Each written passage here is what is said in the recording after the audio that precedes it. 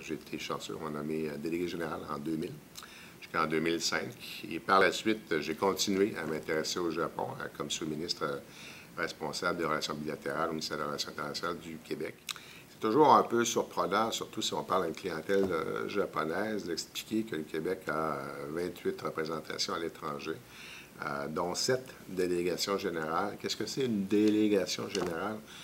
Ce n'est pas une ambassade, mais c'est pour nous le premier niveau de représentation à l'étranger, dans le sens suivant où tous les champs de compétences du Québec sont sous la responsabilité du délégué général. Il est actif dans tous nos champs, alors dans la promotion économique, dans la promotion culturelle, en éducation, en coopération, avec un ensemble de partenaires partout sur la planète. Donc, cette délégation générale, celle de Tokyo, c'est la seule en Asie, je tiens à le mentionner. Pour les observateurs des relations Québec-Japon, c'est une relation qui est quand même, qui date de très longtemps.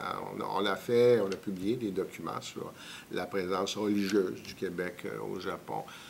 Bon, elle est beaucoup moins présente. Le Québec a changé fondamentalement aussi. Mais depuis 40, 50, 60 ans, il y a des relations suivies.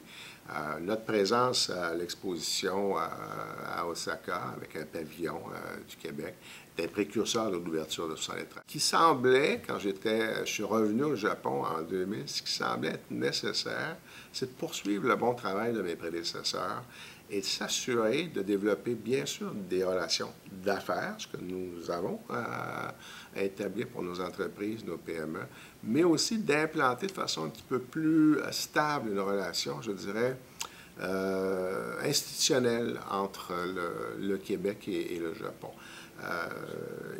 Il apparaissait important de mettre en place des structures qui pourraient se pérenniser dans le temps, donc qui pourraient être permanentes dans le temps.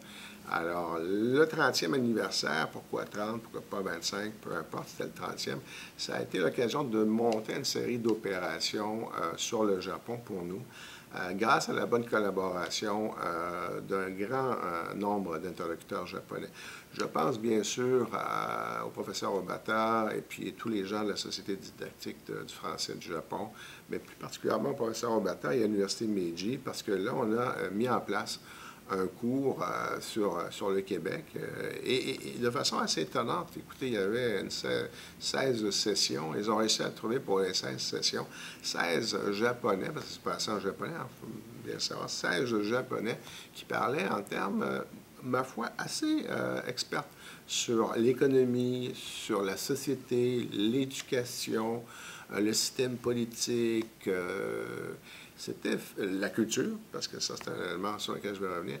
C'était donc, à mon avis, tout à fait source de pérenniser notre situation. Et l'Université Meiji a par la suite créé un centre de documentation sur le Québec. Nous, on a établi une collaboration avec l'université. Et le cours, qu'on me dit, est encore en place et il est encore populaire. Ça, je trouve ça fascinant.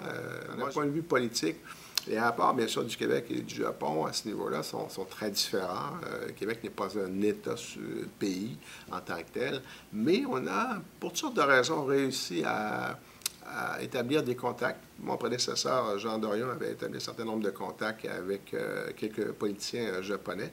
On a poursuivi dans ce sens-là. Et on a pu développer des relations d'amitié qui durent encore.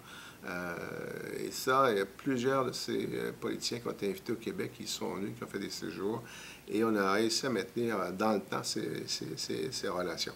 Alors ça, c'est assez fascinant. C'était aussi important de développer des relations avec les préfectures japonaises. On a fait des efforts pour contacter de nombreuses préfectures, fiant sur ce qui a été fait dans le passé. Je pense à Akita, on était là depuis un certain temps, mais aussi en disant qu'est-ce qui nous rassemble, qu'est-ce qui pourrait nous amener à développer une collaboration, une coopération fructueuse au niveau des sciences, au niveau de la culture, au niveau de l'éducation. Alors, on a fait des tentatives, des essais et erreurs. Avec Tokyo, Montréal avait de très bons liens. Et Montréal, finalement, a décidé de développer un jumelage avec Hiroshima. Donc, on a maintenu une très bonne relation avec Hiroshima. On a poursuivi sur Kyoto pour des questions d'histoire. mais finalement, c'est rejoint aussi sur la coopération scientifique. Je suis le responsable d'un secteur agricole. Je suis président de ce qu'on appelle la financière agricole du Québec. Donc, c'est un secteur pour nous. Nous, on est en assurance, on est en financement des entreprises. C'est un secteur de la relation Québec-Japon. C'est un rôle de revenir à ça, mais qui est vraiment important dans plusieurs domaines. Alors, le porc québécois, oui. Le sirop d'érable, oui. Le fève de soya aussi. C'est étonnant. Quand j'étais mon premier séjour au Japon, on exportait 0 $ de soya. Maintenant, l'année dernière, c'était plus de 150 millions de dollars de soya. Je raconte ça aux producteurs agricoles ici. Là. Je leur explique un peu aussi à Mamabé comment on le fait. Là, puis, mais c'est porteur, c'est très, très porteur. Enfin, au niveau de la culture, il y avait, moi je sentais dans les années 90 qu'il y avait un potentiel énorme pour nous. Déjà, plusieurs de nos artistes s'étaient fait connaître au Japon. Bon, on peut remonter à l'époque de René Simard et Céline Dion et autres, qui ont remporté le prix d'interprétation du concours de Tokyo. Mais ça allait au-delà de tout ça. Et à mon sens, à moi, ce qui a permis à nos artistes de vraiment pénétrer, c'est parce qu'on avait une locomotive, un branding autour du Cirque du Soleil. Ça, c'est clair.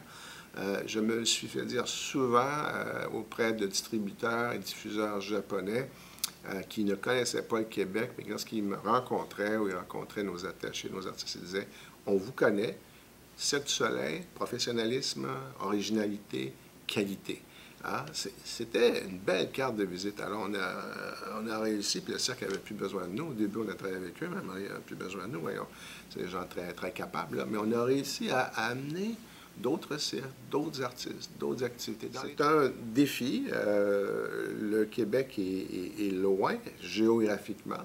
Le Japon aussi est loin du Québec. Donc, c'est un défi. Les cultures sont quand même fortement différentes. Alors, il faut travailler très fort pour sensibiliser, comme on utilise souvent l'expression au ministère des Relations internationales, pour se brander sur le Japon. Alors, on a des bons outils, on a des bonnes cartes à jouer. Et je pense qu'au Québec, on apprécie aussi, et je parle de beaucoup d'entreprises dans tous les secteurs, puis on apprécie la relation qu'on a établie avec le Japon.